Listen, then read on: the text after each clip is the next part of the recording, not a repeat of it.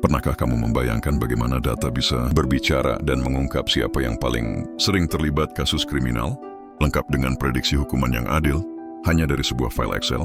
Yuk, kita bongkar logikanya dan kamu akan takjub betapa powerfulnya Python dan Streamlit dalam analisis data.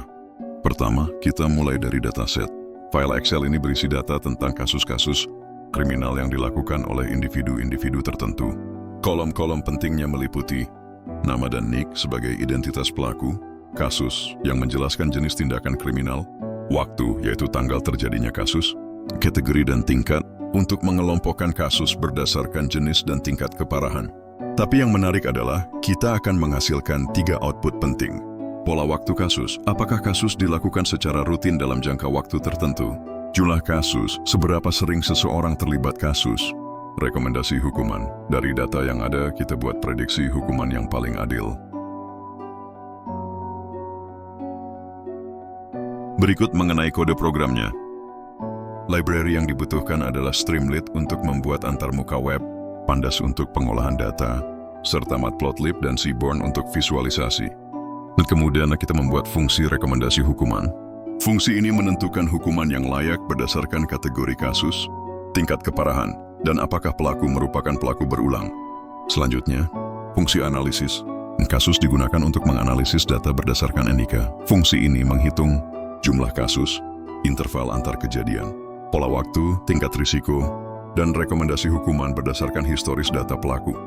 Kita juga menyediakan fungsi simpan hasil, CSV, untuk menyimpan hasil analisis ke dalam file CSV, agar bisa digunakan kembali atau dicetak sebagai laporan. Dan berikut kode untuk membuat tampilan Streamlit-nya.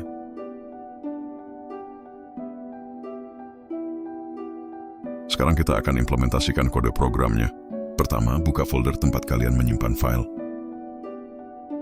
Selanjutnya, klik pada kolom pencarian di bagian atas folder, lalu ketik cmd, kemudian tekan Enter. Ini akan membuka jendela command prompt langsung dari folder tersebut. Setelah itu, ketik perintah berikut, Python mstreamlit run analysis shock cases pi, lalu tekan Enter.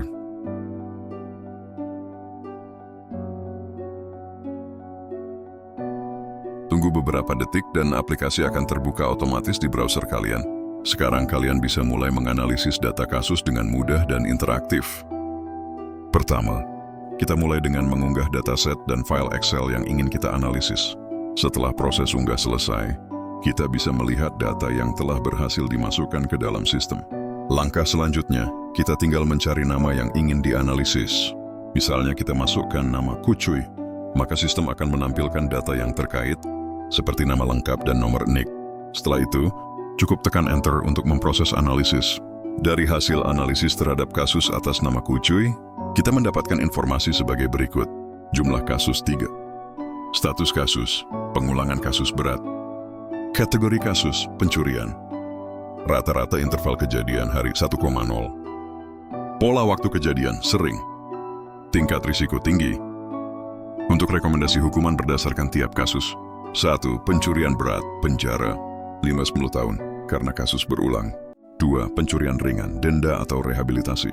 Dari sini dapat disimpulkan bahwa hukuman utama yang direkomendasikan mengacu pada jenis kasus terberat yang pernah dilakukan oleh tersangka.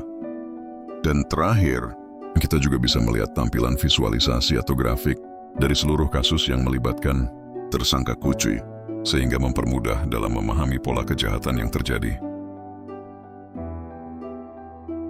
Kita coba analisis untuk tersangka lain. Misal Budi, kita pilih Budi yang pertama, lalu Enter, dan analisis. Kasus kali ini ditujukan untuk individu bernama Budi dengan nik berikut. Jumlah kasus yang tercatat dalam sistem adalah 2 kasus. Status kasus dikategorikan sebagai pengulangan, yang berarti pelaku pernah melakukan tindak pidana serupa sebelumnya. Kategori tindak pidana yang dilakukan adalah pencurian. Dari hasil analisis waktu, rata-rata interval antar kasus adalah 3-6 hari atau sekitar 1 tahun. Pola waktu diklasifikasikan sebagai jarang, menunjukkan bahwa pelanggaran tidak terjadi dalam rentang waktu yang sering. Tingkat risiko dari perilaku ini dinilai rendah karena jeda antar kasus yang panjang dan tingkat keparahan tindak pidana yang tergolong ringan. Rekomendasi hukuman per kasus adalah sebagai berikut. Untuk pencurian ringan disarankan hukuman penjara selama 1 hingga 2 tahun, terutama karena sifatnya yang berulang.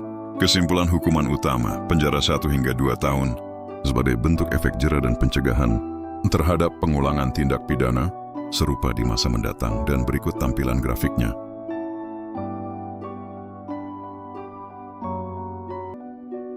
Dan selanjutnya kita analisis kasus Bubub.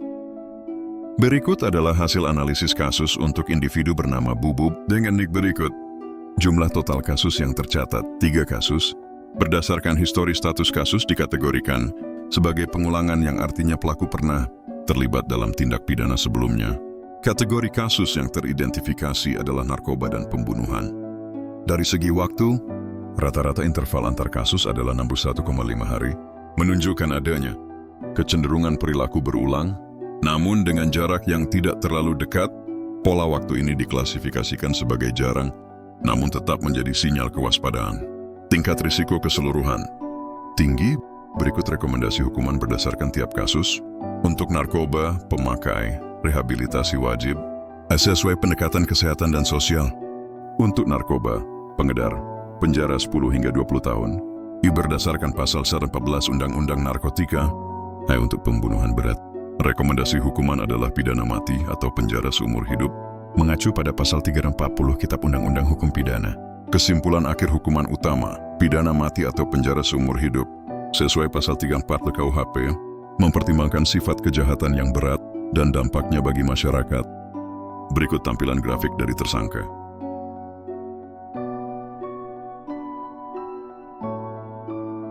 Sekarang kita coba simpan hasil analisis Bubub dan kita buka tempat file tersimpan.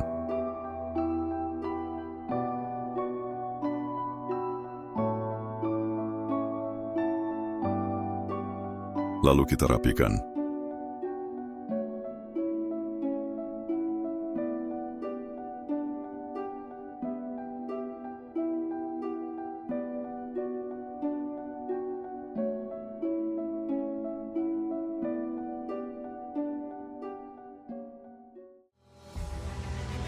Nah, itulah contoh sistem analisis kasus dari nama para tersangka.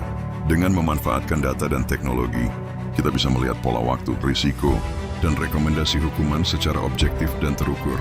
Sistem ini sangat cocok digunakan sebagai alat bantu dalam pengambilan keputusan hukum yang lebih adil dan transparan.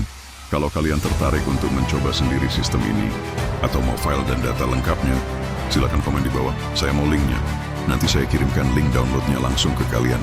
Jangan lupa like videonya, share ke teman-teman kalian, dan subscribe biar nggak ketinggalan konten menarik lainnya. Sampai jumpa di video selanjutnya.